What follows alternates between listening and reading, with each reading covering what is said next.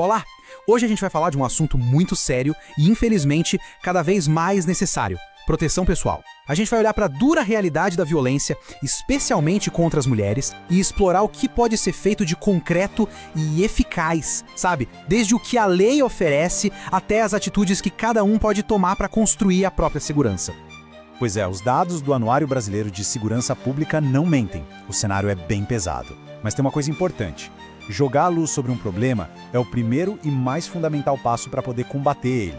Por isso que entender as ferramentas que existem, tanto as da lei quanto as que a gente pode adotar, já é um ato de fortalecimento. Então vamos começar pela primeira camada de defesa, que é a resposta das instituições. A lei tem mecanismos que foram criados justamente para proteger as vítimas quando a ameaça se torna real, clara e é denunciada. O Anuário mapeou quais são as medidas protetivas que a justiça mais concede. E olha só, dá para ver que todas elas têm um objetivo muito claro: criar uma barreira, uma distância. Seja uma distância física, proibindo que a pessoa chegue perto, ou uma distância de comunicação, impedindo qualquer tipo de contato. O foco aqui é quebrar aquele ciclo de controle e de intimidação do agressor, o que é vital, principalmente nos casos de violência doméstica. E essa frase do Manual de Segurança é, assim, a grande virada de chave da nossa conversa. É ela que nos leva da proteção que depende do Estado, que reage a um problema, para uma proteção proativa, que começa dentro da gente. O foco sai dos objetos, das coisas, e vai para a nossa ferramenta mais poderosa, a nossa mente. É isso mesmo.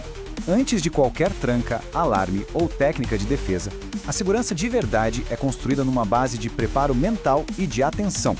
É sobre mudar a forma como a gente percebe o ambiente ao nosso redor e como a gente interage com ele. E aqui o Manual de Segurança faz uma distinção que é absolutamente crucial. Uma coisa é viver em paranoia, com aquele medo constante que só serve para paralisar a gente. Outra, bem diferente, é praticar o que eles chamam de ensaio mental, que nada mais é do que o simples ato de se perguntar e se em situações do dia a dia. Esse exercício treina o nosso cérebro para achar rotas de fuga, para pensar em soluções e acaba transformando a intuição numa habilidade bem afiada. E aqui está o pulo do gato. Agressores, na maioria das vezes, são predadores de oportunidade. Eles procuram o alvo mais fácil, o caminho com menos resistência. A distração, gente, principalmente com o celular, é um sinalizador de vulnerabilidade. É um risco enorme que muitas mulheres correm ao andar sozinhas. Uma pessoa atenta que olha ao redor, que percebe o ambiente, já representa um risco maior para o criminoso. E por isso, a tendência é que ela seja evitada. Ok, agora que a gente já ajustou a mentalidade, vamos levar isso para o nosso espaço mais sagrado, a nossa casa. A ideia de sua casa, seu forte, é exatamente essa. É sobre tornar o nosso refúgio um lugar seguro de forma proativa. Esse conceito de defesa em camadas é brilhante. A ideia não é construir uma fortaleza impossível de entrar. Não é isso. A ideia é tornar a invasão tão difícil, tão barulhenta e tão demorada que o agressor simplesmente desista. Cada passo que a gente vê aqui, desde o muro lá fora até o detalhe da fechadura, adiciona tempo e risco para quem está tentando invadir. Certo, mas e se, mesmo com toda a prevenção do mundo, a ameaça se tornar direta, imediata? O Manual de Segurança tem uma parte fundamental que é sobre entender e tentar gerenciar as nossas próprias reações no momento da crise. O nosso corpo tem uma programação de fábrica para reagir ao perigo. É a famosa resposta de lutar, fugir ou congelar. Sabe quando a pessoa treme, o coração dispara, a mente parece que dá um branco? Então, isso é uma reação biológica, é normal. Entender isso é o primeiro passo para não ser totalmente dominado por essas sensações e conseguir tomar uma decisão, mesmo sob um estresse absurdo.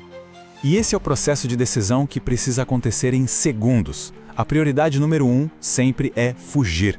Existe um caminho seguro para escapar? Se a resposta for sim, essa é a escolha.